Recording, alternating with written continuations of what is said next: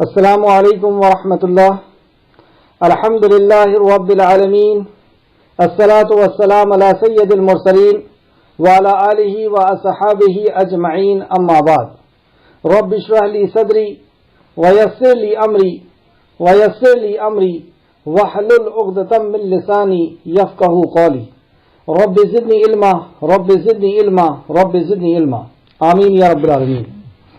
تمام تر تعریف حمد ثنا اس خالق کائنات کے لیے لائق اور زیبا ہے جو ساری کائنات کا ایک و تنہا خالق، مالک، مربی اور منتظم ہے.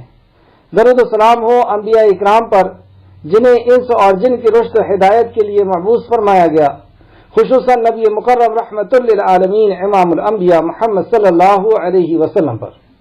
اس مختصر سے درود و سلام کے بعد معزز سامعین اکرام، اللہ رب العزت کا یہ بے انتہا احسان و شکر ہے کہ اس نے اپنے دین کو سیکھنے کے لیے ہمارے اندر جذبہ رکھا، ہمیں توفیق دیا. یہ اللہ رب العزت کا بے انتہا احسان ہے، ورنہ ہزاروں لوگ اس دنیا کے اندر گھوم رہے ہیں اور انہیں خبر ہی نہیں کہ ان کے زندگی کا مقصد کیا ہے، وہ کیوں آئے ہیں اور مرنے کے بعد ان کے ساتھ کیا انجام ہونا ہے. اس سے غافل زندگی جی رہے ہیں. لیکن اللہ رب العزت کا احسان ہے کہ اللہ رب العزت نے انہی میں سے ہمیں نکالا اور ہم اس کلام کو سیکھ رہے ہیں، اس کلام کو سمجھ رہے ہیں. اللہ رب العزت سے دعا ہے کہ اللہ رب العزت اخلاص کے ساتھ اس پر عمل کرنے کی ہمیں توفیق اور رفیق عطا فرمائے. سورہ انعام سورہ نمبر 6 آیت نمبر 122 سے آج انشاءاللہ تعالی کلاس رہے گی. جیسا کہ ہم جانتے ہیں کہ یہ مکی سورت ہے.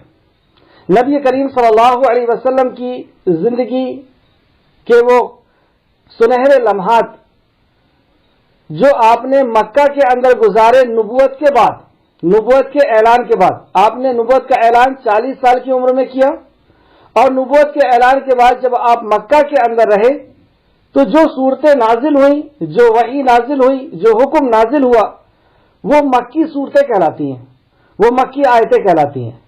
اور پھر جب آپ مکہ سے مدینہ ہجرت کر کے گئے تو وہاں پر جو قرآن نازل ہوا 10 سال تک، وہ فقہی مسائل پر، اس میں عقیدہ بھی تھا اور مسائل بھی تھے، وہ نازل ہوا.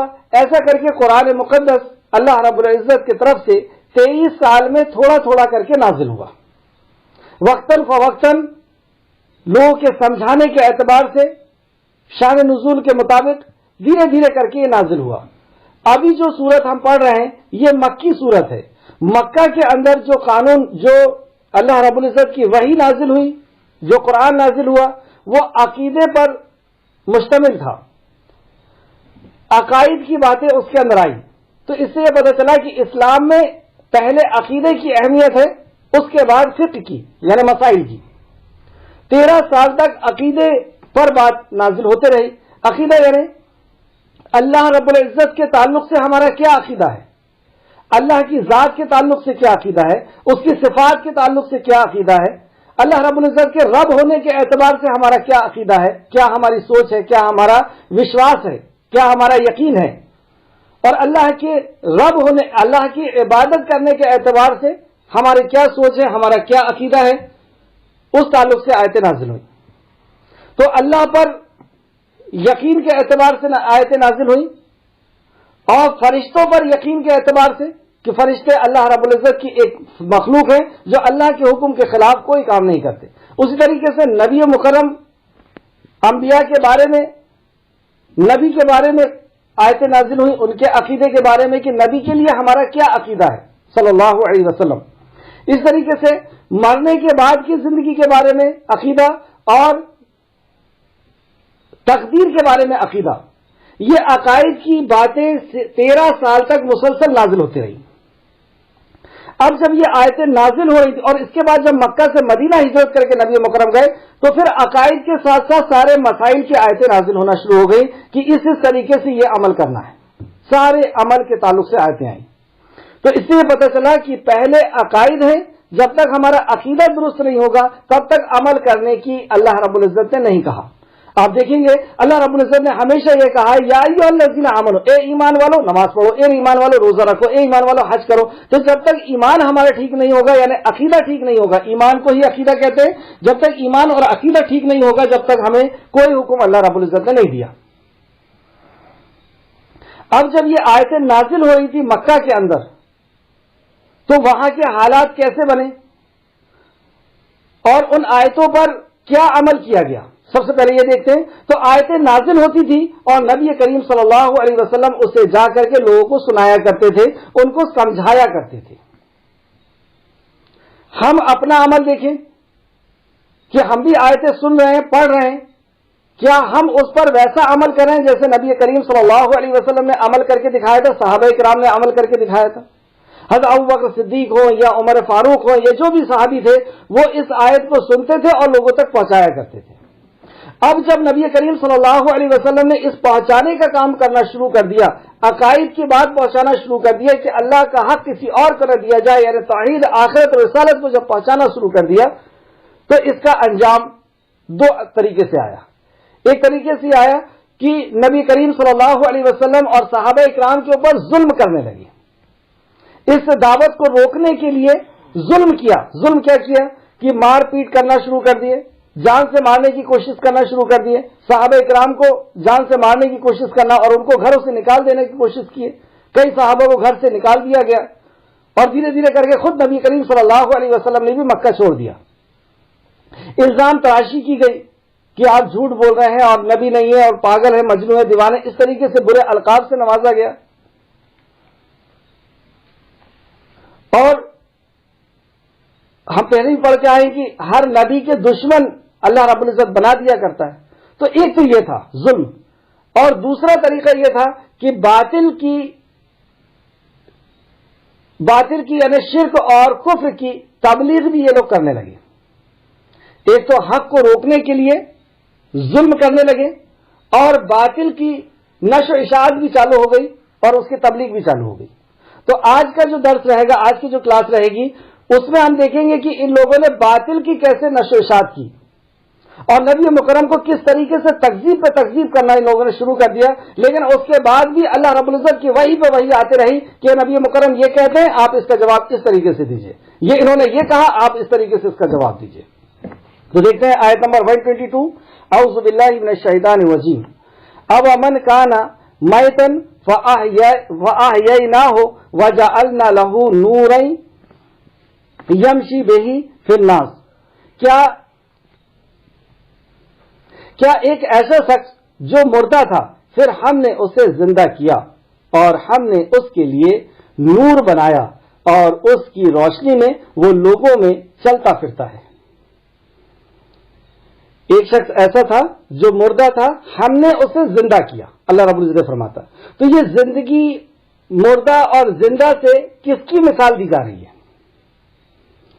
تفسیر ابن کثیر جلد نمبر 2 صفحہ نمبر 521 اسے فرماتے ہیں یہ مثال اللہ تعالیٰ نے اس مومن کی بیان فرمائی ہے جو پہلے مردہ تھا اور ضلالت و گمراہی میں مبتلا، حیران و پریشان پڑا ہوا تھا، مگر اللہ تعالیٰ نے اس کے دل میں ایمان کے ساتھ زندگی بخشی۔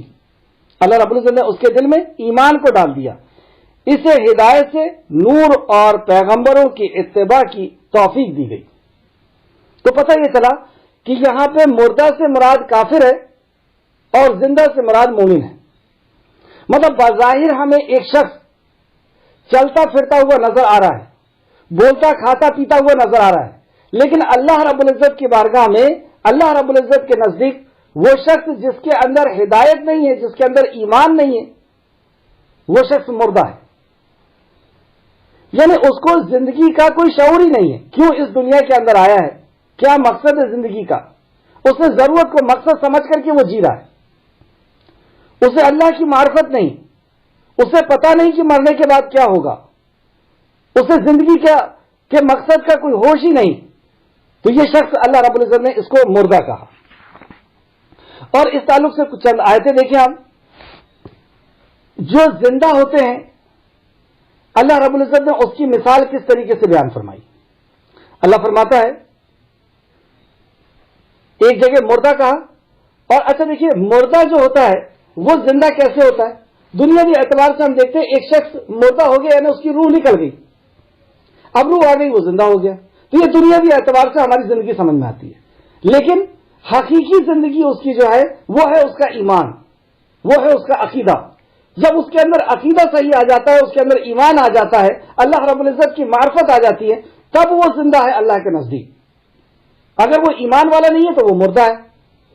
تو یہ ایمان والا کیسے بنتا ہے یا یہ روح کیسے آتی ہے, اس تعلق سے آپ ایک آیت دیکھیں سورہ شورى سورہ نمبر 42 آیت نمبر 42 آیت نمبر 52 میں اللہ فرماتا ہے, اور اسی طرح ہم نے اپنے حکم سے روح تمہارے طرف وحی کے ذریعے بھیجی. پھر سے آیت دیکھیں, اور اسی طرح ہم نے اپنے حکم سے روح تمہارے طرف وحی کے ذریعے بھیجی. یعنی جو قرآن ہے یہ روح ہے, اور جب یہ روح انسان کے اندر آتی ہے تو وہ زندہ ہو جاتا ہے, ورنہ وہ مردہ ہے. اب جب یہ قرآن زندگی کے اندر آتا ہے, یعنی اللہ کی وحی آتی ہے, قرآن اور حدیث جب زندگی کے اندر آتی ہے تب ایک انسان زندہ ہے, ورنہ وہ مردہ ہے. اچھا جب انسان زندہ ہو جاتا ہے اس تعلق سے سورہ بقرہ کے اندر اللہ فرماتا ہے 257 نمبر آیت ہے 257, اللہ ولی الذین آمنوا, اللہ ولی ہے ایمان والوں کا. ولی یعنی کارساز ہے, اس کا ہمدرد ہے, اس کا مددگار ہے. تو ولی الذین آمنوا جس نے ایمان لایا اس کا اللہ مددگار ہو گیا. جب اللہ مددگار ہوتا ہے تو کیا ہوتا ہے؟ یخرجوہم من الظلمات الی النور, انہیں نکالتا ہے برائیوں سے, اندھکار سے, اور نور کی طرف, پرکاش کی طرف لے کر کے آتا ہے. والذین کفروا, اب دیکھیے بیلنس اس آیت کے اندر دونوں ٹیم کا, ایک اللہ کی جماعت یعنی نبی کریم صلی اللہ علیہ وسلم کے ساتھی, اور ایک ابو جہل اور عتبہ کے ساتھی. تو جنہوں نے ایمان لے کر کے آیا اللہ رب العزت نے ان کو برائیوں سے نکال کر کے نور کے اندر لے کر کے آ رہے ہیں, اور جنہوں نے کفر کیا اس ایمان کا انکار کر دیا تو اللہ فرماتا ہے والذین کفروا, جس نے کفر کیا, انکار کیا, اولیاءہم الطاغوت, اس کے دوست, اس کے ساتھی شیطان ہے, طاغوت ہے. ادھر جس نے ایمان لایا تھا اس کا ساتھی اللہ ہو گیا, دوست اللہ ہو گیا, لیکن جس نے کفر کر دیا اس کا دوست, اس کا ساتھی طاغوت ہو گیا, شیطان ہو گیا. اب شیطان کیا کرتا ہے؟ یخرجونہم من النور الی الظلمات, اسے نور سے نکال کر کے ظلمات, اندھیرے کی طرف لے کر کے آتا ہے. جب بچہ پیدا ہوتا ہے تو فطرت اسلام پہ پیدا ہوتا ہے, مسلمان پیدا ہوتا ہے, اب اس کے ساتھی اس کو یہودی یا نصرانی بنا دیتے ہیں جو حدیث ہے. تو اس میں یخرجونہم من النور الی الظلمات, اب یہ شیطان اس کو نور سے نکال کر کے ظلمات کی طرف لے کر کے آتا ہے. اولئک اصحاب النار, اور یہ ساتھی ہیں جہنم کے, ہم فیہا خالدون, اور وہ اس میں ہمیشہ ہمیشہ رہیں گے. یہ بیلنس اللہ نے دونوں چیزوں کو ساتھ ساتھ میں کمپیئر کر کے بتایا. یہاں سے ہم کو یہ پتا چلا کہ جو ایمان والا ہے وہ, اس کی مثال اللہ نے نور سے دی ہے, ہدایت والا ہے, اور جو اندھیرے میں ہے یعنی جو کافر ہے, گمراہ ہے, جو جس نے ایمان قبول نہیں کیا, وہ منافق ہے, مشرک ہے, کافر ہے, تو یہ سب ظلمات کی طرف, ان کا گمراہی کی طرف اللہ رب العزت نے ان کی مثال دی. اب یہاں پہ ایک اور مثال ہم دیکھتے ہیں جو سورہ ہود آیت نمبر 24 کے اندر آئی ہے. سورہ ہود آیت نمبر 24 کے اندر ہم دیکھتے ہیں دونوں فریق, کافر اور مومن, یا مومن کے علاوہ جو بھی ہیں, ایک مومن کے علاوہ جو بھی ہیں, تو دونوں فریق کی مثال ایسی ہے جیسے ایک اندھا اور بہرا, مطلب ایک شخص اندھا بھی ہے اور بہرا بھی ہے, اور ایک دیکھتا اور سنتا ہے. بھلا دونوں کا حال ایک یکساں ہو سکتا ہے؟ کیا پھر تم نصیحت حاصل نہیں کرتے؟ کیا یہ دونوں ایک جیسے ہو سکتے ہیں؟ پتہ یہ چلا کہ یہاں پہ ایمان والا جو نہیں ہے اس کو اللہ رب العزت اندھا اور بہرا کہہ رہا ہے. اندھا اور بہرا کیسا ہوتا ہے؟ وہ لوگوں کے حساب سے چلتا ہے. جس نے کہہ دیا یہاں مڑ جاؤ مڑ جائے گا, جس نے کہہ دیا اشارے سے بیٹھ جاؤ وہ بیٹھ جائے گا, اٹھ جاؤ اٹھ جائے گا. اس کا خود کا کچھ نہیں ہے, اس کا خود کا نور نہیں ہے, اس کی خود کی آنکھ نہیں ہے, اس کے خود کے کان نہیں ہے. تو جس کے اندر ایمان نہیں ہے وہ شخص ایسا ہے. اندھا جب رہے گا تو وہ کہیں پہ بھی ٹکرائے گا, کہیں پر بھی گرے گا, اسے کوئی شعور ہی نہیں ہے. اور ایمان والے کو اللہ نے کہا کہ وہ دیکھتا بھی ہے اور سنتا بھی ہے. وہ اللہ رب العزت کی آنکھ جو دیا ہے، اللہ کی تخلیق کو دیکھ کر کے اللہ کی وہ معرفت بھی حاصل کر لیتا ہے، وہ اللہ کے کلام کو سن بھی لیتا ہے. کیا تم نصیحت حاصل نہیں کرتے؟ اس میں کیا نصیحت ہے؟ اس میں یہی نصیحت ہے کہ جو بہرا ہے اور گونگا ہے یا اندھا ہے اور بہرا ہے، وہ اللہ رب العزت نے اس کو کافر سے مشابہت کی، وہ ایمان والا نہیں ہے، اور جو ایمان والا وہ دیکھتا بھی ہے اور سنتا بھی ہے. اس طریقے سے زندہ اور مردہ کی ایک اور جگہ اللہ رب العزت نے مثال دی. سورہ فاطر آیت نمبر 20 کے اندر یا 19 کے اندر بھی ہم دیکھ سکتے ہیں. اور اندھیرا اور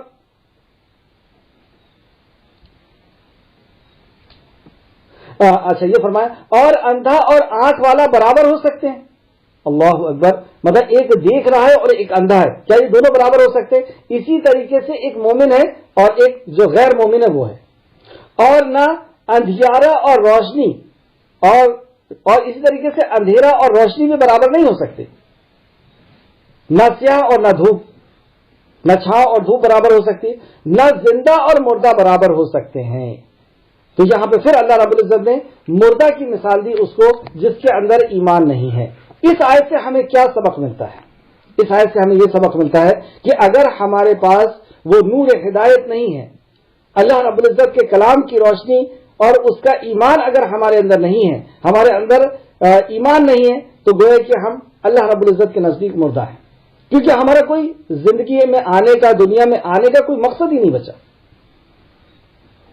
پھر سے کیا ایک شخص جو مردہ ہے پھر ہم نے اسے زندہ کیا، ہم نے اس کے لیے نور بنا دیا، یعنی نبی کی باتیں جو ہے اس کے لیے، قرآن کی باتیں اس کے لیے نور ہے، وہ اس کی روشنی میں لوگوں میں چلتا پھرتا ہے. تو وہ قرآن و حدیث کے مطابق وہ چلتا ہے، قرآن و حدیث کے مطابق اس کا بزنس ہے، قرآن و حدیث کے حساب سے اس کا لین دین ہے، قرآن و حدیث کے حساب سے اس کی شادی بیاہ موت میت ہے. تو اس طریقے سے وہ زندگی دنیا میں چلتا ہے، اس نور کو لے کر کے وہ چلتا ہے، اس پرکاش کو لے کر کے وہ چلتا ہے.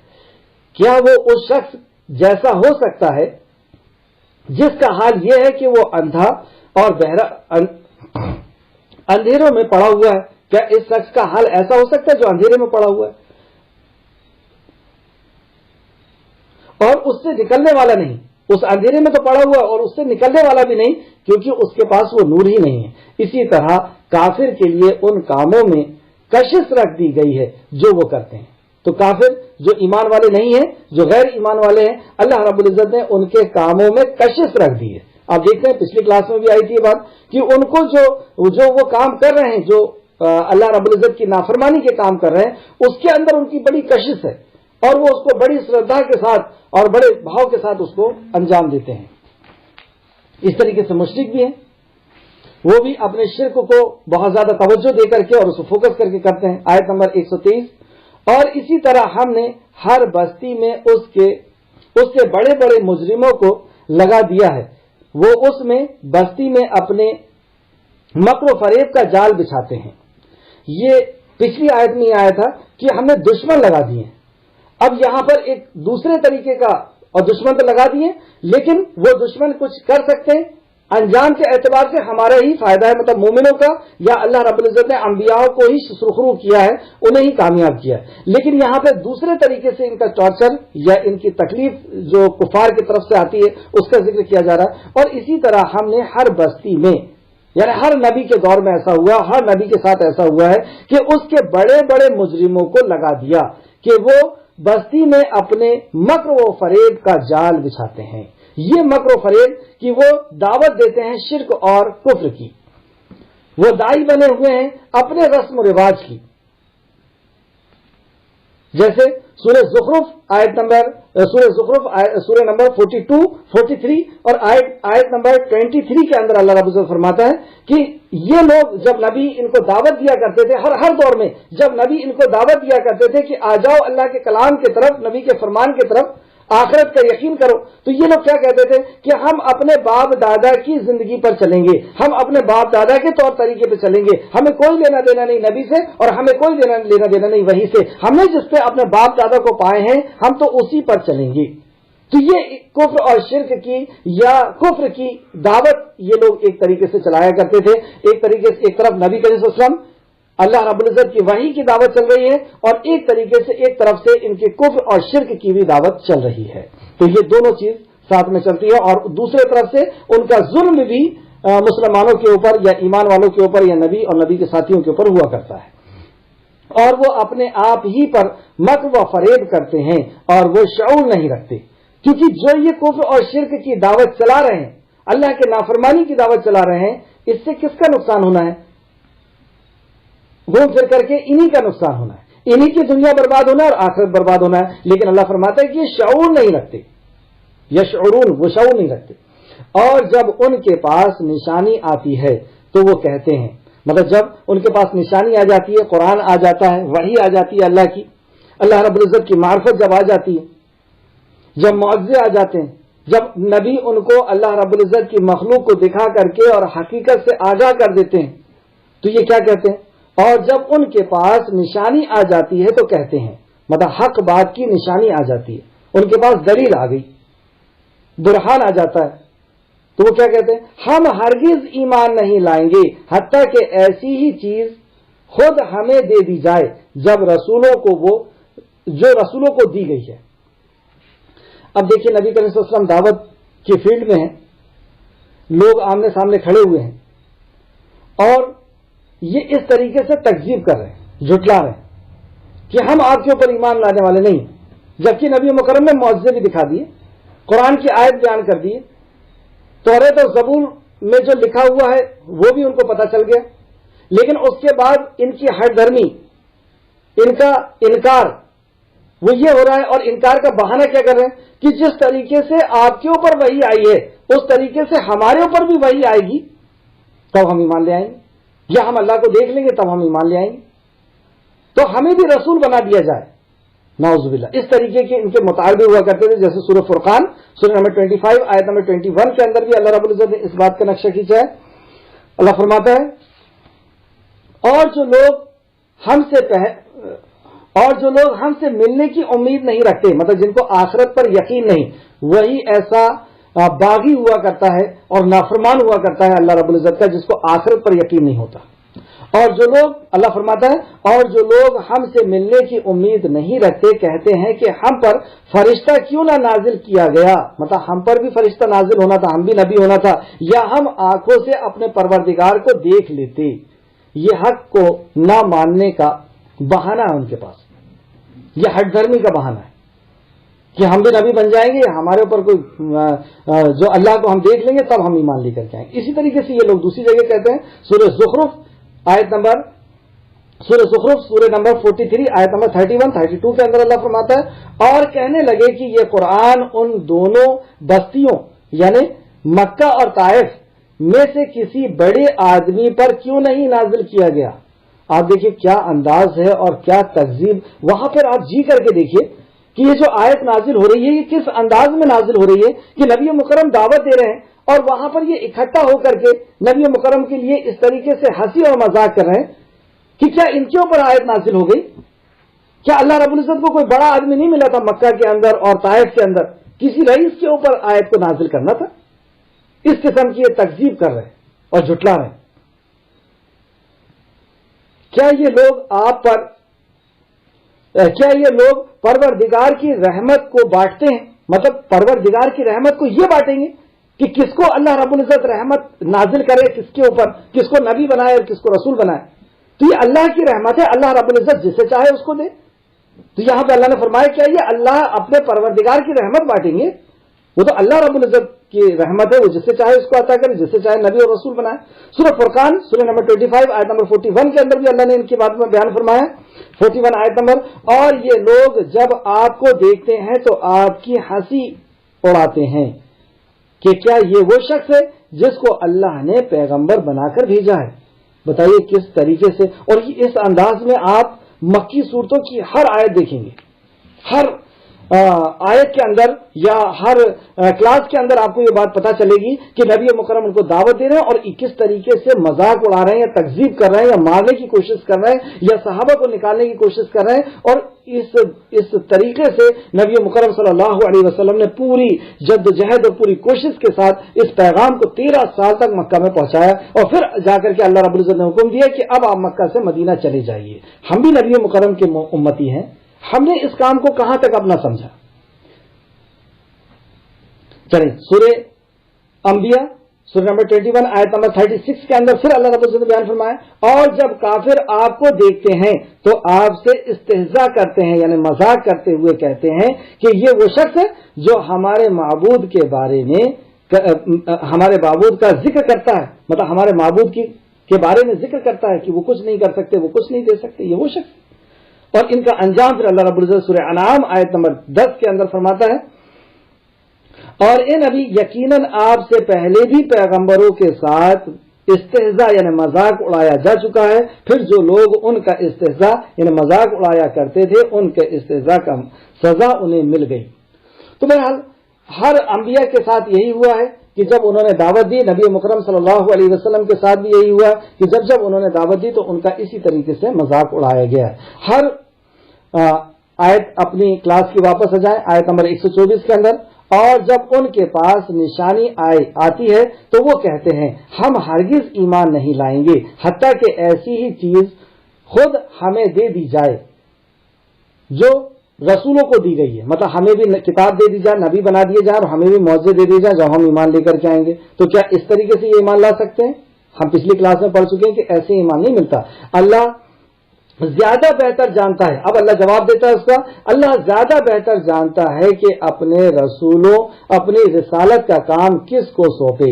یہ اللہ بہتر جانتا ہے کہ نبی اور رسالت کا کام اللہ رب العزت نے کسے عطا کرنا ہے. جن لوگوں نے جرم کیے انہیں جلد ہی اللہ کے ہاں ذلت ملے گی. جن لوگوں نے ظلم کیے ہیں ان کو بہت جلد اللہ رب العزت کے ہاں ذلت ملے گی, اس دنیا میں بھی اس دنیا میں بھی, اور اس مکر و فریب کی وجہ سے شدید عذاب ہوگا جو وہ کرا کرتے تھے. جو بھی یہ مکر, جو بھی اللہ رب العزت نبی مکرم کی تکذیب کر رہے ہیں, جھٹلا رہے ہیں اور جو کچھ بھی یہ کر رہے ہیں اس کا بہت جلد ان کو انجام ملنے والا ہے. اللہ رب العزت ہمیں محفوظ رکھے اور ہمیں نبی مکرم صلی اللہ علیہ وسلم کی تعلیمات کو سیکھنے سمجھنے اور اس پہ عمل کرنے کی توفیق اور رفیق عطا فرمائے. آمین. آیت نمبر 125 چنانچہ اللہ جسے ہدایت دینا چاہتا ہے تو اس کا سینہ اسلام کے لیے کھول دیتا ہے اور جسے گمراہ کرنا چاہتا ہے تو اس کا سینہ بہت تنگ کر دیا جاتا ہے. وہ آسمان میں چڑھ رہا ہو, مطلب اس کو ایسا لگتا ہے جیسے کہ آسمان پہ چڑھ رہا ہو, اتنا مشکل اس کے لیے کر دیا جاتا ہے. یہاں دو بات بتائی گئی کہ اللہ رب العزت جس کے ساتھ بھلائی کا ارادہ کرتا ہے, جیسے ایک حدیث نبی صلی اللہ علیہ وسلم فرماتے ہیں کہ اللہ رب العزت جس کے ساتھ بھلائی کا ارادہ کرتا ہے اس کو دین کی سمجھ دے دیتا ہے. یہاں پہ فرمایا چنانچہ اللہ جسے ہدایت دینا چاہتا ہے تو اس کا سینہ اسلام کے لیے کھول دیتا ہے. اب اس کو اسلام کی باتیں سمجھ میں آنے لگتی ہے. اسلام کی باتیں سمجھ میں آنے لگتی ہیں یعنی توحید کی اور کفر کی باتیں سمجھ میں آنے لگتی ہیں, اس کو ایمان سمجھ میں آنے لگتا ہے. جیسے سورہ زمر سورہ نمبر 29 آیت نمبر 22 کے اندر اللہ رب العزت فرماتا ہے بھلا جس شخص کا سینہ اللہ نے اسلام کے لیے کھول دیا ہو اور وہ اپنے پروردگار کے طرف سے روشنی پر ہو, اپنے پروردگار کی طرف سے جو روشنی آ رہی اس روشنی کے اوپر ہو. اس طریقے سے سورہ حجرات سورہ نمبر 49 آیت نمبر 7 کے اندر اللہ فرماتا ہے اور لیکن اللہ نے تمہارے لیے ایمان کو عزیز بنا دیا ہے. اب ہم یہاں پہ یہ غور کریں, اپنا محاسبہ کریں کہ کیا ہم وہ لوگ ہیں جن کا دل اسلام کے لیے کھول دیا گیا ہے, کیونکہ یہاں پہ یہی بات ہو رہی ہے کہ اللہ رب العزت جس کے لیے بھلائی کا ارادہ کرتا ہے, پھر سے دیکھیں چنانچہ اللہ جسے ہدایت دینا چاہتا ہے تو اس کا سینہ اسلام کے لیے کھول دیتا ہے. کیا ہمارا دل اسلام کے لیے کھول دیا گیا ہے یا ہمارا بھی وہی حال ہے کہ اسلام ہمیں سمجھ میں نہیں آ رہا, دین ہمیں سمجھ میں نہیں آ رہا, اور ایسا نہیں سمجھ میں آ رہا جیسے آسمان پہ چڑھنا مشکل ہے ویسا ہمارے لیے مشکل ہو گیا. تو یہ آیت اس کا محاسبہ کرے گی, ہمیں بتائے گی کہ کیا ہم ویسے ہی لوگ ہیں, اور میں امید کرتا ہوں کہ ہم سب ویسے ہی لوگ ہیں. آیت یہ فرما رہی ہے اور لیکن اللہ نے تمہارے لیے ایمان کو عزیز بنا دیا ہے، مطلب بہت قیمتی بنا دیا ہے تمہارے لیے ایمان کو، اور اس کی تمہارے دل میں اسے تمہارے دل میں سجا دیا گیا ہے، اور کفر، گناہ اور نافرمانی کو تمہارے لیے ناپسندیدہ، یہی لوگ راہ ہدایت پر ہیں۔ تو راہ ہدایت پر کون ہے؟ اگر ہمارے دل میں کفر، گناہ اور نافرمانی ہمیں اگر پسند نہیں ہے، ہم اس سے اگر بچ رہے ہیں، تو گویا کہ ہم ہدایت پر ہیں، گویا کہ ہم ان میں سے ہیں جنہیں اللہ رب العزت نے جس کا دل اسلام کے لیے کھول دیا ہے۔ اور اگر ہم کفر اختیار کر رہے ہیں، اللہ کی کوئی آیت آ رہی ہے، قرآن کی کوئی آیت، حدیث کوئی آ رہی ہے اور ہم اس کا انکار کر رہے ہیں، اگر ہم نافرمانی کر رہے ہیں اور اگر ہم گناہ کے کام کر رہے ہیں، تو پھر اس آیت کے مطابق ہم ان لوگوں میں سے نہیں ہوں گے۔ پھر سے آیت دیکھیں آپ، اور لیکن اللہ نے تمہارے لیے ایمان کو عزیز بنا دیا ہے اور ان کو تمہارے دلوں میں سجا دیا ہے، اور کفر، گناہ اور نافرمانی کو تمہارے لیے ناپسندیدہ کر دیا ہے۔ مطلب یہ لوگ جن کو اللہ رب العزت اسلام کے لیے چن لیتا ہے، ان کو یہ چیز ناپسندیدہ ہو جاتی ہے، ان کو یہ چیز پسند نہیں آتی۔ کیا چیز پسند نہیں آتی؟ کفر، گناہ اور نافرمانی پسند نہیں آتی۔ یہی لوگ راہ ہدایت پر ہیں۔ اور پھر سے دیکھیں، چنانچہ اللہ جسے ہدایت دینا چاہتا ہے تو اس کا سینہ اسلام کے لیے کھول دیتا ہے، اور جسے گمراہ کرنا چاہتا ہے تو اس کا سینہ بہت تنگ کر دیا جاتا ہے، جیسے کہ وہ آسمان پر چڑھنا مشکل ہے۔ آسمان پر چڑھنا مشکل ہے سے مراد ابن عباس فرماتے ہیں، تفسیر ابن کثیر نے اس بات کو لے کر کے آئے، ابن عباس فرماتے ہیں کہ ناممکن ہے کہ کوئی شخص، جیسے ناممکن ہے کسی شخص کا آسمان پر چڑھنا، اسی طریقے سے جس کو اللہ رب العزت ہدایت نہیں دینا ہوتا ہے تو وہ توحید اور ایمان کو سمجھ ہی نہیں سکتا۔ اب ہم دنیاوی زندگی کے اندر ہم دیکھتے ہیں، روزمرہ کی زندگی کے اندر بہت پڑھے لکھے لوگ ہیں، ان کو ہم توحید سمجھا رہے ہیں لیکن توحید سمجھ میں نہیں آ رہی، شرک سمجھا رہے ہیں ان کو شرک سمجھ میں نہیں آ رہی، بدعت ان کو سمجھ میں نہیں آ رہی، بدعت کی پریبھاشا ہم سمجھا کے پریشان، ان کو سمجھ میں نہیں آ رہی۔ تو ایسا ہمارے ذہن میں بھی کبھی کبھی آتا ہے کہ اتنا پڑھا لکھا دنیاوی اعتبار سے شخص ہے، دنیاوی اعتبار سے اتنا سمجھدار انسان ہے، پر اتنی موٹی بات اس کو سمجھ میں نہیں آ رہی۔ ایک شخص ڈاکٹر ہے، سرجن ہے، اور وہ سرجری کرنے کے لیے جا رہا ہے، اور جانے کے پہلے ایک پتھر کے سامنے سجدہ کر رہا ہے، اور جس کی وہ سرجری کرنے جا رہا ہے، جس کا وہ آپریشن کرنے جا رہا ہے، اس کی وہ پلس بھی دیکھ رہا ہے، اس کی ہارٹ بیٹ بھی دیکھ رہا ہے، اس کا سارے ٹیسٹ وہ کر رہا ہے کہ اگر کسی بھی چیز کے اندر تھوڑی سی بھی کمی زیادتی ہوئی تو یہ آپریشن تھیٹر کے اندر مر جائے گا۔ تو اس کو زندہ اور مردے میں اتنی پرواہ ہے، اس کو خبر ہے اتنی کچھ، لیکن ایک پتھر جس کے اندر کوئی جان نہیں، نہ وہ دیکھ سکتا، نہ بول سکتا، نہ کر سکتا ہے، اور اس آپریشن کرنے جانے کے پہلے اس کو سجدہ کر رہے ہیں۔ کیا یہ نہیں لگتا کہ بہت عجیب سی بات ہے؟ یہ بات ہے وہ کہ اللہ فرماتا ہے کہ چنانچہ اللہ جسے ہدایت دینا چاہتا ہے اس کا سینہ اسلام کے لیے کھول دیتا ہے، اس کے لیے صحیح راستہ، اس کو ساری چیزیں، توحید اور رسالت، ساری چیز سمجھ میں آنے لگتی ہے، اور جس کے لیے وہ پسند نہیں کرتا اس کے لیے بہت مشکل ہے، اس کے لیے ناممکن ہے۔ اسی طرح اللہ ان لوگوں پر پلیدی مسلط کر دیتا ہے جو ایمان نہیں لاتے، اسی طرح اللہ ان لوگوں پر پلیدی مسلط کر دیتا ہے جو ایمان نہیں لاتے۔ کیا مطلب ہوا اس کا؟ کہ جو ایمان نہیں لاتے ہیں، تفسیر ابن کثیر جلد نمبر 2 صفحہ نمبر 528 کے اندر فرماتے ہیں، حضرت ابن عباس رضی اللہ عنہ سے روایت کیا ہے کہ یہاں رجس یعنی وہی پلیدی سے مراد شیطان ہے، کہ اس کے اوپر شیطان مسلط کر دیا جاتا ہے۔ اور اس طریقے سے مجاہد فرماتے ہیں، جو دوسرے مفسر ہیں، مجاہد فرماتے ہیں کہ رجس سے مراد ہر وہ چیز ہے جس میں کوئی خیر اور بھلائی نہیں ہوتی۔ تو اب یہ پتہ چلا کہ اسی طرح اللہ ان لوگوں پر پلیدی مسلط کر دیتا ہے، مطلب جو اسلام کے اندر نہیں ہوتے، اسلام کو نہیں، مطلب توحید اور عقیدے کے اندر جو صحیح نہیں ہوتے، ان کے اوپر یہ پلیدی یعنی شیطان مسلط کر دیا جاتا ہے، اور ان کے اندر کوئی خیر اور سر نہیں ہوتی، کوئی خیر اور بھلائی ان کے اندر نہیں ہوتی، جو ایمان نہیں لاتے ہیں۔ اللہ رب العزت ہمیں محفوظ رکھے۔ آیت نمبر 126، اور یہ آپ کے رب کا سیدھا راستہ ہے، وَهَذَا صِرَاطُ رَبِّكَ مستقیم. ہم نماز کے اندر صراط الذین اہدنا الصراط المستقیم مانگتے ہیں. اے اللہ ہمیں سیدھا راستہ دکھا، اے اللہ ہمیں سیدھے راستے پر چلا، ہمیں ہدایت دے سیدھے راستے کی. اہدنا الصراط المستقیم. یہاں پہ اللہ رب العزت فرما رہا ہے اور یہ آپ کے رب کا سیدھا راستہ ہے. تمہیں سیدھا راستہ چاہیے تھا، یہ ہے سیدھا راستہ. آ جاؤ معتصموا بحبل اللہ جمیعا، تم سب مل کر کے اس رسی کو مضبوطی سے پکڑنا. کون سی رسی ہے؟ وحی الہی کی، اللہ کے کلام، نبی کے فرمان کی. تو یہ سیدھا راستہ ہے.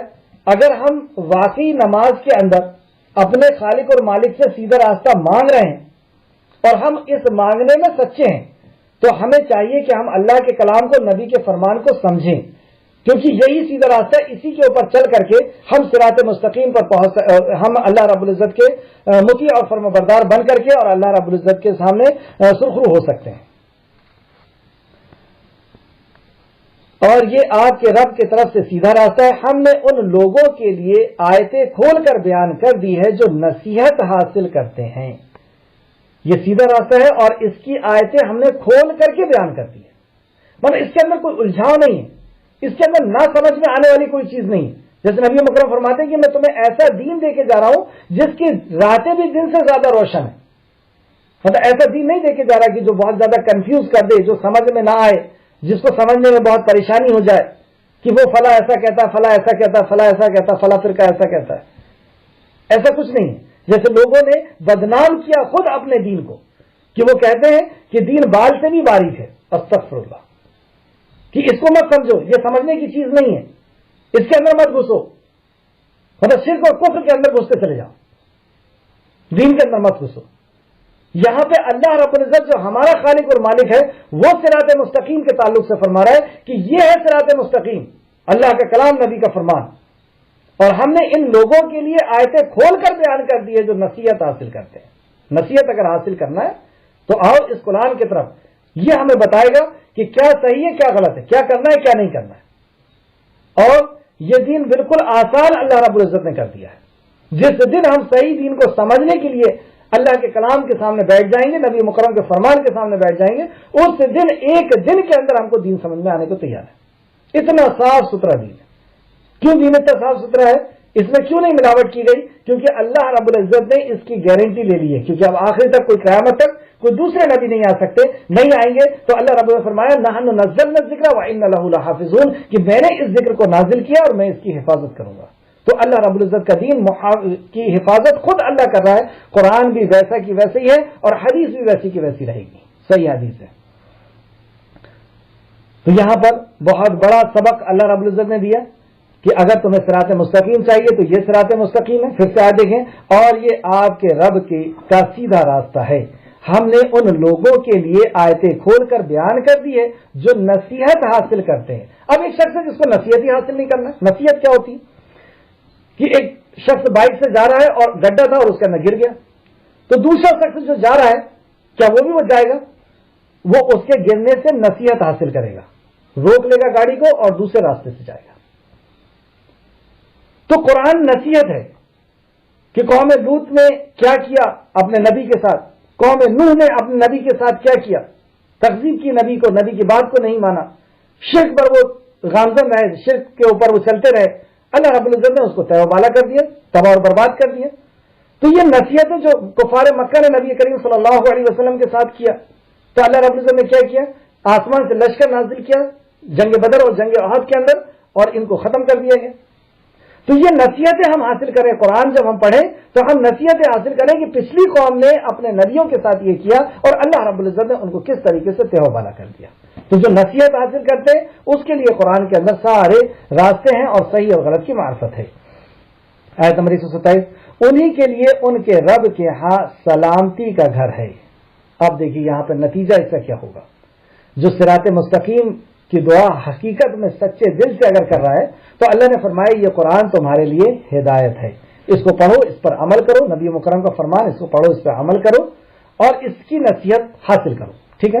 اور جو اس کی نصیحت حاصل کرے گا اس کے لیے اللہ رب العزت کی طرف سے انعام، انہی کے لیے ان کے رب کے ہاں سلامتی کا گھر ہے، یعنی جنت ہے. اور وہ ان کاموں کی وجہ سے ان کا دوست ہے جو وہ کیا کرتے تھے۔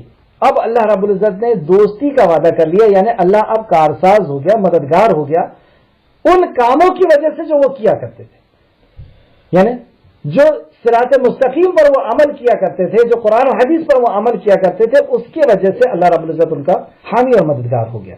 آیت نمبر 128، اور جس دن وہ ان سب کو اکٹھا کرے گا تو فرمائے گا، اے جنوں کے گروہ، تم نے انسانوں میں سے بہت زیادہ گمراہ کیے تھے۔ حشر کا میدان کے تعلق سے یہاں پہ بات ہو رہی ہے کہ جس دن حشر کا میدان لگے گا اور سارے اکٹھا کیے جائیں گے، انسان بھی ہے اس میں اور جنات بھی ہیں، اور جناتوں سے بھی خطاب ہے اور انسانوں سے بھی خطاب ہے۔ کیا خطاب ہے؟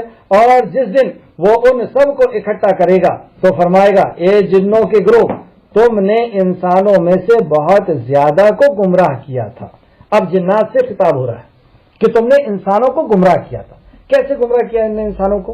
سورہ یاسین کی آیت نمبر 60 اور 62 کے اندر بھی آپ اس بات کو دیکھ سکتے ہیں کہ انہوں نے کس طریقے سے گمراہ کیا تھا۔ اور آگے اللہ رب العزت فرماتا ہے، اور انسانوں میں سے ان کے دوست کہیں گے، اور انسانوں میں سے ان کے دوست کہیں گے۔ پتہ یہ چلا کہ جنات کے کو بھی لوگ دوست بنایا کرتے ہیں، اور ان کو دوست بنانا کیا ہے؟ حسن بصری رحمۃ اللہ علیہ فرماتے ہیں کہ جن جو کہتے ہیں اس پر یہ عمل کرتے ہیں۔ اس آیت کے ٹکڑے کی تفسیر میں بتا رہا ہوں، پھر سے آپ دیکھیں، اور انسانوں میں سے ان کے دوست کہیں گے، انسانوں میں ان کے دوست کہیں گے، مطلب جو لوگ جنات کو دوست بناتے ہیں۔ تو جنات کو دوست بنانے سے کیا مراد ہے؟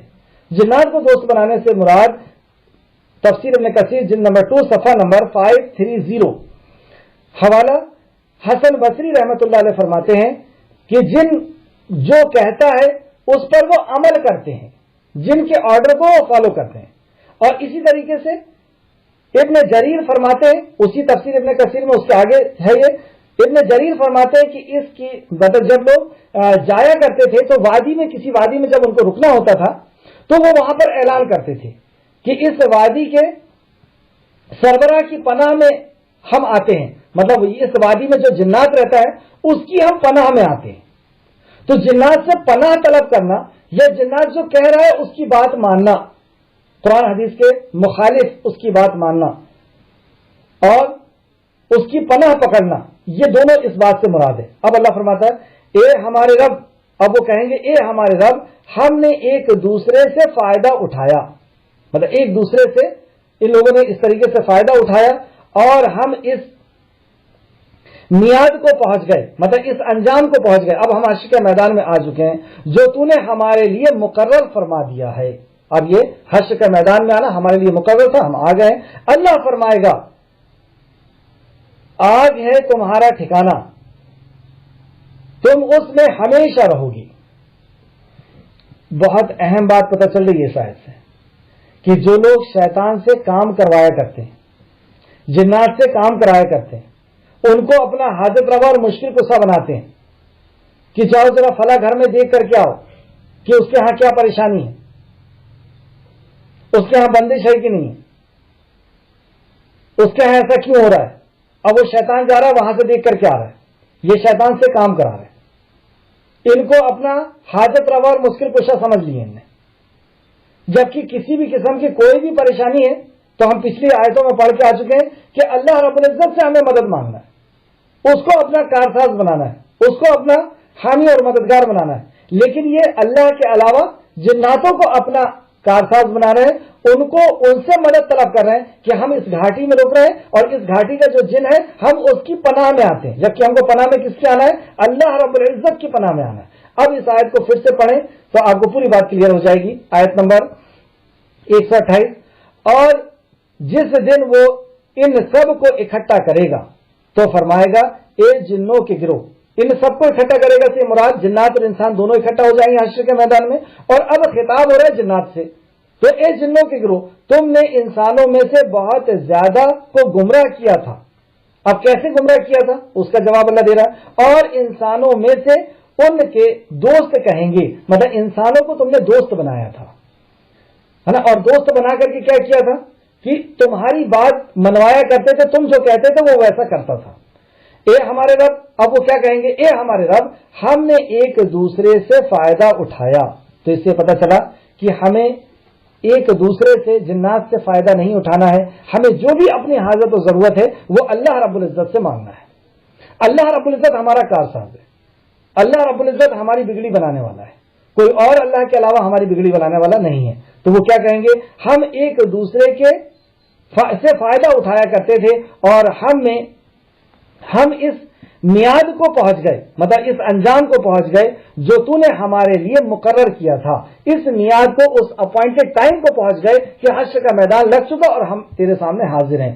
اللہ فرمائے گا, اب اللہ فرمائے گا جو یہ لوگ آپس میں مل کر کے اور لوگوں کو گمراہ کیا کرتے تھے اور آپس میں کفر اور شرک کا بازار گرم کیا کرتے تھے, اس کے انجام میں اللہ فرمائے گا آج ہی تمہارا ٹھکانہ ہے, تم اس میں ہمیشہ رہو گی.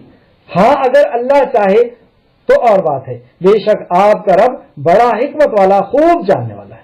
اللہ بہتر جاننے والا ہے کہ کس نے اپنا حاجت روا اور مشکل کشا جنات کو سمجھ لیا تھا اور کس نے اپنا حاجت روا اور مشکل کشا اللہ کو سمجھا تھا. یہ اللہ بہتر جاننے والا ہے. اگر ہم نے اللہ کو چھوڑ کر کے جنات کو حاجت روا اور مشکل کشا سمجھا کہ وہ ہماری بگڑی بنا دے گا, وہ ہمارے گھر میں بندش کر دے گا, وہ ہمارے گھر میں چاروں طرف کھڑا ہو جائے گا اور پھر ہماری طرف کوئی بلا نہیں آ سکتی ہے, کچھ ایسا نہیں ہو سکتا, ویسا نہیں ہو سکتا. اگر ہم نے شیطان کو بنایا یا جنات کو بنایا تو گویا کہ یہ ہم نے شرک کیا, جبکہ حفاظت اللہ رب العزت کرنے والا ہے. اگر اللہ رب العزت کوئی چیز دینا چاہے تو پوری دنیا مل کر کے روک نہیں سکتی, اور اللہ رب العزت اگر روکنا چاہے تو پوری دنیا مل کر کے دے نہیں سکتی. یہ میں نے حسن بصری کے قول کے مطابق اور ابن جریر کے مطابق بتایا, تفسیر ابن کثیر جلد نمبر 2 صفحہ نمبر 130 آیت نمبر 129. اور اسی طرح ہم بعض ظالموں کو بعض پر ان کاموں کی وجہ سے مسلط کرتے ہیں جو وہ کرتے ہیں. اب یہ شیطان کیسے مسلط ہو جاتے ہیں لوگوں کے اوپر, آپ دیکھا ہوگا نا, جب وہ کودنے لگتے ہیں شیطان ان کے اوپر سوار ہو جاتا ہے اور وہ ان کو بولتا ہے کہ ایسا کرو ویسا کرو. تو یہ کیوں مسلط ہو جاتے ہیں؟ آیت سورہ زخرف سورہ نمبر 43 آیت نمبر 36 کے اندر بھی اس بات کی تفسیر آئی ہے. اللہ رب العزت فرماتا ہے سورہ زخرف آیت نمبر 36, اور جو کوئی اللہ کی یاد سے آنکھیں بند رکھتا ہے, جو لوگ اللہ کی یاد سے, اللہ کی یاد سے اللہ کے حکم کو پورا کرنے سے, جو اللہ کو یاد رکھتا ہے یعنی وہ اللہ کے حکم کو پورا کرتا ہے. وہ اللہ کے, پہلی بات تو یہ کہ اللہ کے حکم کو وہ سیکھے گا جب تو اس حکم کو پورا کرے گا, وہ قرآن کو سیکھے گا, سمجھے گا, وہ حدیث کو سمجھے گا جب تو وہ قرآن حدیث پر عمل کر پائے گا. پھر سے دیکھیں, اور جو کوئی اللہ کی یاد سے آنکھیں بند رکھتا ہے, مطلب کچھ جاننے کی اس کو ضرورت نہیں, کچھ عمل کرنے کی ضرورت نہیں, تو گویا کہ اس نے اللہ کے کلام سے آنکھ بند کر لیا ہے. دنیا کی ساری کتابیں وہ سمجھ رہا ہے, سائنس سمجھ رہا ہے, جغرافی سمجھ رہا ہے اور میتھ سمجھ رہا ہے, ہر کوئی علم سمجھ رہا ہے, لیکن اس کو نہیں سمجھنا ہے تو اللہ رب العزت کے کلام سے اس نے آنکھ بند کر لیا ہے, اس کو نہیں سمجھنا مجھے. تو ایسے شخص کو اللہ فرماتا ہے, اور جو کوئی اللہ کی یاد سے آنکھیں بند رکھتا ہے اور غافل رہتا ہے تو ہم اس پر شیطان مقرر کر دیتے ہیں تو وہ اس کا ساتھی ہو جاتا ہے. اب وہ شیطان اس کے اوپر مقرر ہو گیا. ایک ہوتا ہے کہ شیطان وسوسہ کر کے چلا جاتا ہے, تو وہ وسوسہ سب کو کرتا ہے, وہ نیک لوگوں کو بھی کرتا ہے, ولیوں کو بھی کرتا ہے اور بڑے لوگوں کو بھی کرتا ہے. لیکن ایک شیطان ہوتا ہے جو مسلط کر دیا جاتا ہے. اب وہ شیطان جیسا بولتا ہے بندہ ویسا کرتا ہے, کود رہا ہے, ناچ رہا ہے, آگ کے اوپر کودنے لگا. تو یہ مسلط کیوں ہو گیا؟ کیونکہ یہ اللہ کے ذکر سے غافل ہے. آپ دیکھیں گے کبھی کسی مسجد کے عالم کے اوپر نہیں آتا ایسا شیطان, یہ ایسے لوگوں کے اوپر آتا ہے جس کو طہارت کا بھی شعور نہیں ہوتا, جو نماز روزہ حج زکات سے بہت دور ہوتے ہیں. شیطان ان کے اوپر سوار ہے اور نماز کا وقت ہو رہا ہے اور یہ اپنے لگے ہوئے ہیں ادھر, اور جھوٹ اس طرح کہ ہم وہ کربلا کے شہید ہیں, استغفر اللہ, وہ وہاں پہ جنت میں رہیں گے, تمہارے پاس اوپر آ جائیں گے وہ. تو یہ سب شیطانیت ہے. اس کی وجہ یہاں پہ اللہ نے فرمایا آیت نمبر 129 کے اندر, اور اسی طرح ہم بعض ظالموں کو, ظالم یعنی جو گنہگار ہے, اللہ رب العزت کا نافرمان, بعض ظالم کو بعض پر ان کاموں کی وجہ سے مسلط کر دیتے ہیں جو وہ کرتے ہیں. تو یہ جو اللہ رب العزت کی نافرمانی کر رہے ہیں، جو ظلم کر رہے ہیں، اس کے بنیاد پر اللہ رب العزت ان کے اوپر غالب کر دیتا ہے۔ اللہ ہم سب کو محفوظ رکھے۔ دوسرا اس کا مطلب یہ بھی ہے کہ ظلم کو اللہ رب العزت ظلم سے مٹاتا ہے۔ جیسے کسی ملک کا بادشاہ بہت ظالم ہو جائے تو اللہ رب العزت دوسرے ظالم بادشاہ کو اس کے اوپر مسلط کرتا ہے، اور جب ایک شخص اللہ رب العزت کی نافرمانی کرنے لگتا ہے، یہ ظلم کرنے لگتا ہے، وہ قرآن و حدیث کو چھوڑنے لگتا ہے، یہ ظلم کرنے لگتا ہے، تو اللہ رب العزت اس کے اوپر شیطان کو مسلط کر دیتا ہے۔ اب شیطان اس کا دوست، اس کا حامی اور اس کا مددگار ہوتا ہے، اور یہ سب دونوں مل کر کے خوب اللہ کی بغاوت کرتے ہیں، اور آخر کار اللہ رب العزت ان کو دنیا میں بھی پکڑتا ہے اور آخرت میں تو ان کو پکڑے گا ہی۔ آیت نمبر 130، اے جنوں اور انسانوں کے گروہ، کیا تمہارے پاس تمہیں میں سے رسول نہیں بھیجے گئے تھے؟ کیا مطلب ہوا اس آیت کا؟ اے جنوں اور انسانوں کے گروہ، کیا تمہارے پاس تمہیں میں سے رسول نہیں بھیجے گئے تھے؟ مطلب انسان اور جنات کے طرف رسول بھیجے گئے تھے۔ تو کیا اس سے یہ مطلب ہے کہ جنات میں بھی رسول ہوا ہے؟ تو اس کا جواب یہ ہے کہ جناتوں میں رسول نہیں ہوئے، اللہ نے انسانوں میں ہی رسول کو بھیجا ہے۔ اصل میں یہ ایک ساتھ خطاب کیا جا رہا ہے۔ پھر دیکھیں آپ، اے جنوں اور انسانوں کے گروہ، یعنی یہ دونوں گروہ کو ایک ساتھ اللہ رب العزت خطاب کر رہا ہے، اور یہ دونوں گروہ ایک جیسے ہیں اس معاملے میں کہ یہ دونوں کو عمل کی آزادی دی گئی ہے۔ تو تم دونوں کو عمل کی آزادی دی گئی ہے، اور تمہارے طرف ہم نے رسول کو بھیجا تم ہی میں سے، یعنی اس کو بھی عمل کی آزادی دی گئی تھی جو تمہارا رسول تھی۔ اگر فرشتوں کو بھیج دیتا تو فرشتوں کو اگر بھیجتا تو یہ انسان اور جنات ایک اعتراض کرتے کہ ان کو تو عمل کی آزادی نہیں ہے، ان کے اندر تو کوئی نفس ہی نہیں ہے، اور یہ کیوں گناہ کریں گے؟ ان کو تو گناہ کرنے کی آزادی ہی نہیں ہے۔ اس لیے اللہ رب العزت نے ایسے کو بھیجا جس کو عمل کی آزادی تھی، وہ چاہتے تو صحیح کام کرتے، چاہتے تو غلط کام کرتے۔ تو یہاں سے مراد جناتوں کی طرف کوئی نبی اور رسول نہیں ہے، انسانوں کی طرف ہی رسول اور نبی بنا کر کے بھیجے گئے۔ اس کی دلیل آپ کئی طریقے سے دیکھ سکتے ہیں، جیسے سورہ نساء سورہ نمبر 4 آیت نمبر 163 165 میں اللہ فرماتا ہے، اے نبی کریم صلی اللہ علیہ وسلم، بے شک ہم نے آپ کے طرف اسی طرح وحی بھیجی ہے جس طرح نوح اور ان کے بعد دوسرے پیغمبروں کی طرف بھیجی تھی۔ نوح کی طرف اور دوسرے پیغمبروں کی طرف ہم نے وحی بھیجی تھی۔ تو یہاں پہ نوح علیہ السلام جو ہے وہ آدم میں سے، اور ان کی طرف وحی کی بات کی جا رہی ہے، اور انہی کے جیسے لوگوں کی طرف وحی کی بات کی گئی۔ اس طریقے سے دوسری آیت بھی آپ دیکھ سکتے ہیں، سورہ عنکبوت آیت نمبر 27، اللہ اس کے اندر فرماتا ہے، اور ہم نے ان کی اولاد میں نبوت اور کتاب مقرر کر دی۔ ہم نے ان کی اولاد، یعنی یہاں پہ ابراہیم علیہ السلام سے خطاب ہو رہا ہے، تو ابراہیم علیہ السلام اور ان کی اولاد میں نبوت کو مقرر کر دیا، مطلب انہی میں نبی بنیں گے۔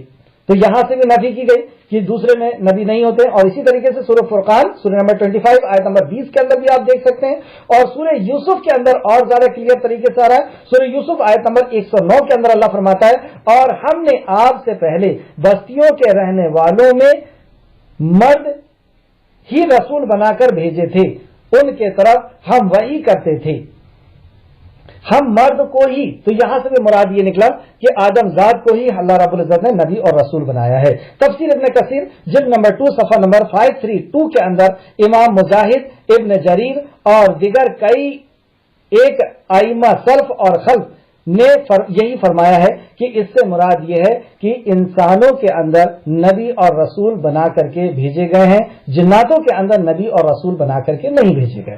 اب اس سے ایک مسئلہ یہ پتہ چلا کہ جو نبی اور رسول ہیں وہ انسانوں کے لیے بھی ہے اور جناتوں کے لیے بھی۔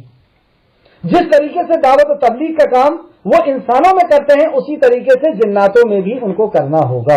اور اسی طریقے سے آپ دیکھیں گے کہ نبی کریم صلی اللہ علیہ وسلم کے اوپر جب سورہ جن نازل ہوئی اور جنات کی ایک جماعت نے اسلام قبول کیا، تو نبی مکرم باقاعدہ ان کی درے میں، ان کی کھائی میں جاتے تھے اور ان کو دین سکھایا کرتے تھے، اور انہیں کہا کہ تم ہمارے مطلب انسانوں میں خلط ملط ہونے کی اجازت نہیں دی جنات حضرات کو، اور ان سے کہا کہ تم مسجد میں نماز پڑھنے ہمارے ساتھ پڑھ سکتے ہو، لیکن اس کے علاوہ تم خلط ملط نہیں ہوگے۔ تو جنات حضرات کو اجازت دی گئی ہے کہ وہ ہمارے ساتھ نماز پڑھ سکتے ہیں جنہوں نے ایمان قبول کیا جو اسلام کے اندر ہے، باقی ہماری زندگی میں وہ خلط ملط نہیں ہوں گے، یہ نبی مکرم نے ان کو آرڈر دے دیا۔ تیسری بات یہ پتہ چلی کہ جب انبیاء کرام نبی کریم صلی اللہ علیہ وسلم نے ان کے اوپر بھی دعوت کا کام کیا، تو آج ان جناتوں کے اوپر کون دعوت کا کام کرے گا؟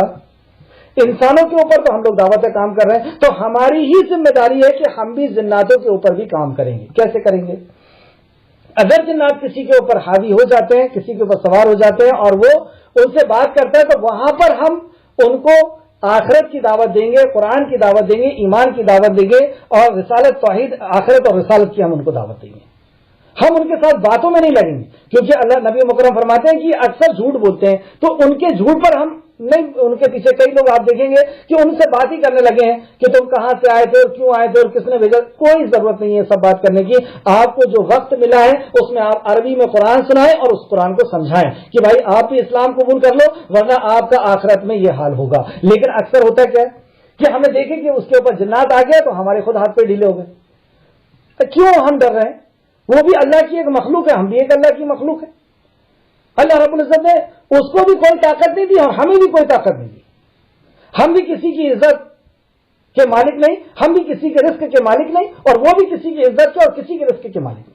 ہم کسی کے اوپر کوئی ظلم نہیں کر سکتے اور وہ بھی کسی کے اوپر کوئی ظلم نہیں کر سکتے جب تک اللہ نہ چاہے۔ تو ڈر کس چیز کا ہے؟ اصل میں ہمیں خود اللہ کی معرفت صحیح طریقے سے نہیں، تو ہم کیا داعی بنیں گے؟ کیا کسی کو دعوت دیں گے؟ تو ان سے کوئی ڈرنے کی بات نہیں ہے، یہ بھی اللہ کی مخلوق ہے، ہم بھی اللہ کی مخلوق ہے۔ آ گئے ہو بھائی، ٹھیک ہے، آپ بیٹھو، چلو دعوت لو، سنو اسلام کو۔ بہرحال تو یہاں پہ آپ پھر سے دیکھیں، واپس آتے ہیں۔ اے جنوں اور انسانوں کے گروہ، کیا تمہارے پاس تم ہی میں سے رسول نہیں آئے تھے اور تم اسے میری آیت، ہاں، اور جب وہ رسول آئے تھے تو کیا کرتے تھے؟ رسول کیا باتیں کرتے رہتے تھے؟ آپ سنیے کیا کرتے، وہ تم سے میری آیتیں بیان کرتے تھے۔ سبحان اللہ، وہ تم سے میری آیتیں بیان کرتے تھے۔ نبی مکرم جب وادی نخلا میں اللہ کا کلام پڑھ رہے تھے اور ان لوگوں نے سن کر کے انہوں نے اسلام قبول کر لیا تھا۔ تو ہمیں بھی جب یہ آ جائیں کسی کے اوپر تو ان کو قرآن سنانا ہے اور قرآن سے نصیحت بھی کرنا ہے۔ ایسا نہیں کہ صرف قرآن سنا رہے، قرآن سے ان کو نصیحت بھی کریں کہ بھائی تمہارا بھی انجام جو ہے وہ برا ہو جائے گا، اگر تم نے اسلام قبول نہ کیا تو تم بھی تباہ اور برباد ہو جاؤ۔ اور کئی لوگ اس کے اندر مسلم ہوتے ہیں، ایمان والے ہوتے ہیں، اور جو ایمان والے ہوتے ہیں تو بہت اچھے بھی ہوا کرتے ہیں۔ ایسا نہیں کہ سب ایک جیسے ہوتے ہیں، ان کے اندر کئی ایمان والے ہوا کرتے ہیں، اور جو ایمان والے ہوتے ہیں وہ بہت اچھے اور بہت اچھے بھی ہوا کرتے ہیں۔ جیسے انسانوں کے اندر اچھے ہوتے ہیں اور بہت اچھے بھی ہوتے ہیں، اسی طریقے سے ان کے اندر بھی اچھے اور بہت اچھے بھی ہوا کرتے ہیں۔ جیسے انسانوں کے اندر خراب اور بہت خراب ہوا کرتے ہیں، اسی طریقے سے جناتوں کے اندر بھی شیاطین ہوتے ہیں اور بہت خراب لوگ بھی ہوا کرتے ہیں۔ تو جیسے ہمارے اندر کیٹیگریز ہیں ویسے ان کے یہاں بھی ہے۔ تو یہ جب ملیں گے تو ہم کو کیا کرنا ہوگا؟ اور تم اسے میری آیتیں بیان کرتے تھے۔ تو نبی کیا کرتے تھے؟ ان کو اللہ رب العزت کی آیتیں بیان کیا کرتے تھے، تو ہمیں بھی چاہیے وہی کریں۔ اور تمہیں ہمارے اس آج کے دن کی ملاقات سے ڈراتے تھے، اور وہ آیتوں کے اندر کیا کرتے تھے؟ اور تمہیں تمہارے اس دن کے آج کے دن کے ملاقات سے ڈرایا کرتے تھے کہ ہمیں مرنا ہے، اپنے خالق اور مالک کے سامنے حاضر ہونا ہے، اور تم یہ ظلم جو انسان کے اوپر کر رہے ہو اس ظلم کا تم کو حساب دینا ہے، اس طریقے سے اس کو سمجھایا کرتے تھے۔ تب وہ کہیں گے، اب وہ حشر کے میدان میں کیا کریں؟ اسی طریقے سے سورہ ملک کے اندر انسانوں کو بھی جب جہنم کی طرف لے جایا جائے گا تو وہ بھی اسی طریقے کی بات کریں گے۔ وہ کیا کہیں گے؟ ہم اپنے آپ پر گواہی دیتے ہیں۔ وہاں پہ جنات کہیں گے ہم اپنے آپ پر گواہی دیتے ہیں، ہم گواہ ہیں کہ ہم تک پیغام پہنچایا گیا تھا۔ تو جب تک نبی کریم صلی اللہ علیہ وسلم تھے تب تک انہوں نے پہنچا دیا۔ اب یہ ذمہ داری کس کی ہے؟ یہ آپ کی اور میری ذمہ داری ہے کہ ہمیں ان تک بھی پیغام پہنچانا ہوگا، اور ان تک پیغام پہنچانے کے لیے کچھ ان کو ڈھونڈنے جانے کی ضرورت نہیں ہے۔ اگر یہ آ جائیں ہمارے سامنے یا کسی کے جسم کے اوپر یہ کسی کے اوپر حاوی ہو جائیں یا کسی سے بات کرنے لگے تو وہ ہم ان کو وہاں پر دعوت پیش کریں گے، اور دعوت پیش کرنے میں ہمیں کسی کا بھی لحاظ کرنے کی اور ڈرنے کی اور گھبرانے کی ضرورت نہیں، کیونکہ ہم ساری کائنات کے خالق اور مالک کے پریزنٹ کرنے والے ہیں اور اس کی توحید کو بیان کرنے والے ہیں۔ اور انہوں نے دنیا کی زندگی میں دھوکے میں ڈال رکھا تھا، تو وہ اپنی خود گواہی دیں گے، اور انہیں دنیا کی زندگی میں دھوکے میں ڈال رکھا تھا اور وہ اپنے آپ پر گواہی دیں گے کہ بے شک وہ کفر کرنے والے تھے۔ اس آیت کو پھر سے ایک طرف سے آپ سنیے۔ اللہ رب العزت حشر کے میدان میں فرما رہا ہے، اے جنوں اور انسانوں کے گروہ، کیا تمہارے پاس تمہیں میں سے رسول نہیں آئے تھے؟ وہ تم سے میری آیتیں بیان کرتے تھے اور تمہیں تمہارے اس آج کے دن کی ملاقات سے ڈراتے تھے۔ تب وہ کہیں گے ہم اپنے آپ پر گواہی دیتے ہیں، مطلب دونوں کہیں گے، انسان بھی اور جنات بھی، اور انہیں دنیا کی زندگی نے دھوکے میں ڈال رکھا تھا اور وہ اپنے آپ پر گواہی دیں گے کہ بے شک وہ کفر کرنے والے تھے، ہم انکار کرنے والے تھے۔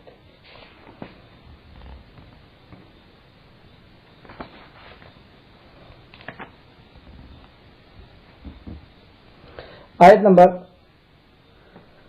131، اے رسول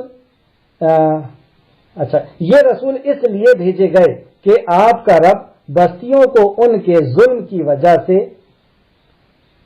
ہلاک کرنے والا نہیں جب ان میں بسنے والے غافل ہوں۔ سبحان اللہ، اللہ رب العزت نے یہ طے کر لیا ہے اپنے لیے کہ اللہ کسی بستی کو ہلاک کرنے والا نہیں، کیونکہ وہ غافل ہیں۔ تو یہاں سے اللہ کا قانون پتہ چلا کہ اللہ رب العزت ہر بستی میں پہلے نبی بھیجتے ہیں، اور نبی جب اپنی بات پوری کر چکے ہوتے ہیں تو دو چیز ہوتی ہے، ایک حشر کے میدان کی حجت پوری ہو جاتی ہے اور دنیا کے میدان کی بھی حجت پوری ہو جاتی ہے۔ جب نبی اور رسول کسی قوم کے اندر آ چکے تو یہ اس بات کا سائن ہے کہ اب ان کے اندر دنیا میں بھی ان کو عذاب ملے گا اور حشر کے میدان میں بھی ان کو عذاب ملے گا، کیونکہ حشر کے میدان میں بھی وہ یہ نہیں کہہ سکتے کہ ہم تک کسی نے پہنچایا نہیں تھا بات۔ پچھلی آیت کا ہی یہ نچوڑ ہے کہ وہ حشر کے میدان میں جنات اور انسان نہیں بول پائیں گے کہ ہم تک تو کوئی پیغام پہنچانے والا ہی نہیں آیا تھا۔ تو اللہ رب العزت جب کسی بستی کے اوپر عذاب بھیجتا ہے تو پہلے وہاں رسول کو بھیجتا ہے، نبی اور رسول جاتے ہیں وہاں پہ بات کو پوری حجت پوری کر دیتے ہیں، اور پھر اس کے بعد دنیا میں بھی ان کو عذاب آتا ہے اور حشر کے میدان میں اللہ ان سے پوچھتا ہے کیا میرا نبی تمہارے پاس نہیں آیا تھا؟ تو وہ کہتے ہیں ہاں یا اللہ ہم خود مجرم ہیں اور تیرا رسول آیا تھا۔ پھر اللہ رب العزت ان کو آخرت میں بھی عذاب دے گا۔ اس تعلق سے چند آیتیں دیکھ لیتے ہیں۔ سورہ فاطر آیت نمبر 24، اور کوئی امت ایسی نہیں جس میں کوئی ڈرانے والا نہ آیا ہو۔ تو ہر امت تک اللہ رب العزت نے پیغام کو پہنچایا ہے۔ اس امت میں بھی اللہ رب العزت نے وقتاً فوقتاً انبیاء کو بھی انبیاء کو تو پہنچایا ہی ہے۔ اب جب انبیاء کا سلسلہ ختم ہو گیا تو یہ آپ کی اور میری ذمہ داری ہے کہ ہم اس پیغام کو لوگوں تک پہنچائیں۔ اسی طریقے سے سورہ نحل سورہ نمبر 16 آیت نمبر 36 کے اندر اللہ فرماتا ہے، اور یقیناً ہم نے ہر امت میں پیغمبر بھیجے کہ اللہ ہی کی عبادت کرو۔ ہر امت میں پیغمبر بھیجے، اور پیغمبر کیا لے کے بھیجے؟ ان اعبدوا اللہ واجتنبوا الطاغوت، کہ اللہ کی عبادت کرو اور طاغوت کا انکار کرو۔ اسی طریقے سے سورہ اسراء سورہ بنی اسرائیل سورہ نمبر 17 آیت نمبر 15 کے اندر اللہ فرماتا ہے، اور جب تک ہم پیغمبر نہ بھیج لیں عذاب نہیں دیا کرتے۔ آگے ہوئی بات کہ جب تک ہم کسی نبی کو نہیں بھیج دیتے، پیغمبر کو نہیں بھیج دیتے، جب تک ہم عذاب نہیں دیتے۔ تو اللہ رب العزت نے ہمارے اوپر نبی مکرم صلی اللہ علیہ وسلم کو بھیج دیا، ہم تک حجت پوری ہو گئی، ہم تک دین پہنچ گیا، اب اس وجہ سے ہمارے اوپر عذاب بھی مسلط ہے۔ اللہ ہم سب کو محفوظ رکھے۔ اور اسی طریقے سے اور بھی دیکھ سکتے ہیں سورہ ملک آیت نمبر 8 اور 9 کے اندر اللہ رب العزت نے فرمایا، کلما القی فیہا فوج سألہم خزنتہا الم یأتکم نذیر قالوا بلا قد جاءنا نذیر فکذبنا وقلنا ما نزل اللہ من شیء ان انتم الا ضلال کبیر۔ وہ کہیں گے جب کلما القی فیہا فوج سألہم خزنتہا، جب جہنم کے طرف زنجیروں میں باندھ کر کے ان کو اکٹھا کر کے ڈالا جائے گا تو جہنم کے فرشتے ان سے پوچھیں گے کیا تمہارے پاس اس عذاب سے ڈرانے والا کوئی آیا نہ تھا؟ قالوا بلا قد جاءنا نذیر، کیا تمہارے پاس کوئی نذیر نہیں آیا تھا؟ فَكَذَّبْنَا مَا كُنَّا، تو وہ کہیں گے کیوں نہیں، ڈرانے والا تو آیا تھا لیکن ہم نے ان کو جھٹلایا۔ اور ہم نے کہا تھا کہ کوئی اللہ نے ایسی خبر نہیں اتاری. تو اللہ رب العزت کا یہ دستور ہے کہ اللہ رب العزت کسی قوم کے اندر پہلے نبی اور رسول کو بھیجتا ہے، اور جب اس کو تکذیب کی جاتی ہے، اس کو جھٹلایا جاتا ہے، تو اللہ رب العزت دنیا میں بھی عذاب دے گا اور حشر کے میدان میں بھی عذاب دے گا. اور ہر ایک کے لیے ان اعمال کی وجہ سے درجے ہیں جو انہوں نے کیے. آیت نمبر 132.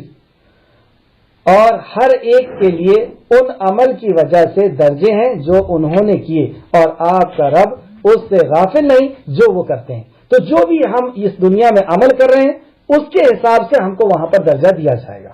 جنت کے بھی کئی درجات ہیں اور اسی طریقے سے جہنم کے بھی درجات ہیں. جہنم میں سب سے نیچے کون رہے گا؟ نبی مکرم نے فرمایا منافق رہے گا، اور قرآن کے اندر بھی اللہ نے فرمایا کہ منافق سب سے نیچے رہے گا. تو جہنم کے بھی درجات ہیں اور جنت کے بھی درجات ہیں. تو جیسے کہا کہ قرآن پڑھتا جا اور جنت کے درجات میں چڑھتا چلا جا. قرآن پڑھتا جیسے مراد یہ کہ جو قرآن جتنا ہم نے پڑھا ہے، جتنے پہ عمل کیا ہے، اصل بنیاد تو عمل کی ہے کہ ہمارا اس پہ ایمان تھا اور اخلاص کے ساتھ ہم نے اس پہ عمل کیا تھا. تو جتنے پہ ہم نے عمل کیا ہے، اللہ رب العزت وہاں حشر کے میدان میں فرمائے گا کہ اس قرآن کو پڑھتا جا اور اوپر درجات اس کے بلند ہوتے چلے جائیں گے. تو اللہ رب العزت سے دعا ہے کہ اللہ رب العزت ہم کو قرآن کو عمل کے ساتھ، ایمان کے ساتھ، اخلاص کے ساتھ پڑھنے والا بنائے، کیونکہ اسی کے بنیاد پر ہمارے درجات ہیں. آخری 2 آیت اور دیکھ لیں. اور آپ کا رب بے نیاز ہے، رحمت والا ہے، اگر وہ چاہے تو تمہارے لیے اور تمہارے بعد جنہیں چاہے جانشین بنا دے، جیسے اس نے تمہیں دوسری قوم سے، جیسے تمہاری نسل سے پیدا کیا تھا. مطلب یہاں پہ کفار مکہ کو ایک تنبیہ دی جا رہی ہے کہ اللہ رب العزت اس بات پر قادر ہے کہ تمہیں ہٹا دے اور تمہاری جگہ دوسروں کو لے کر کے آ جائے. یعنی صحابہ اکرام کی طرف اشارہ کیا جا رہا ہے کہ بنی اسرائیل، تم یہ مت سمجھو کہ تمہیں کتاب دی گئی تھی تو تم ہی اس کتاب کے بھی حقدار ہوگے. اللہ تمہیں ہٹا دے گا اور دوسری قوم کو لائے گا جو تمہاری طرح نہ ہوگی. تو اسی طریقے سے ہمیں بھی اس کو سمجھنا ہوگا کہ اگر ہمیں اللہ رب العزت نے کتاب والا بنایا ہے لیکن ہم نے اس کی قدر نہیں کیے، اس دین کی ہم نے قدر نہیں کیے، تو اللہ رب العزت ہمیں صفائے ہستی سے مٹا دے گا اور ایسے لوگوں کو لے کر کے آئے گا جو اللہ رب العزت کے دین کی ناقدری نہیں کریں گی. بے شک جس چیز کا تم سے وعدہ کیا جاتا ہے وہ ضرور آنے والی ہے. جس قیامت کا تم سے وعدہ کیا جاتا ہے، جس موت کا تم سے وعدہ کیا جاتا ہے، وہ موت، وہ قبر کا منظر، وہ حشر کا منظر ضرور آنے والا ہے. بے شک جس چیز کا تم سے وعدہ کیا جاتا ہے وہ ضرور آنے والی ہے اور تم عاجز کرنے والے نہیں ہو. یعنی اللہ کو تم تھکا نہیں سکتے، اللہ رب العزت کو تم عاجز نہیں کر سکتے. جو اللہ نے وعدہ کر دیا وہ آ کر کے رہے گا. اے نبی کہہ دیجئے، اے میری قوم، تم اپنی جگہ عمل کرو، بے شک میں بھی اپنی جگہ عمل کروں گا. لکم دینکم ولی دین. تم تمہارے دین پر عمل کرو، میں میرے دین پر عمل کروں گا، جیسے دوسری جگہ اللہ نے فرمایا. تو یہاں پر بھی حشر کے میدان دعوت کے اندر نبی مکرم نے یہ بات کہا، چنانچہ جلد ہی تم جان لوگے کہ کس شخص کے لیے آخرت کا اچھا انجام ہے. مطلب بہت جلدی تمہیں پتہ چل جائے گا. تم اپنا عمل کرتے رہو، میں اپنا عمل کر رہا ہوں. اور دیکھ لیا لوگوں نے جنگ بدر کے اندر، جنگ احد کے اندر کس طریقے سے ان کا انجام ہوا. اور بے شک ظالم فلاح نہیں پائیں گے. انہو لا یفلح الظالمون. تو جو ظالم ہے، جو اللہ کا نافرمان ہے، جو اللہ کا گنہگار ہے، جو اللہ کی شریعت کا نافرمان ہے، وہ فلاح نہیں پا سکتا. تو اللہ رب العزت سے دعا ہے کہ اللہ رب العزت جو کچھ بھی ہم نے پڑھا ہے اس میں مزید غور و فکر کرنے کی توفیق اور رفیق عطا فرما، اس پر ایمان اور اخلاص کے ساتھ عمل کرنے کی توفیق عطا فرما. آمین یا رب العالمین. السلام علیکم ورحمۃ اللہ وبرکاتہ.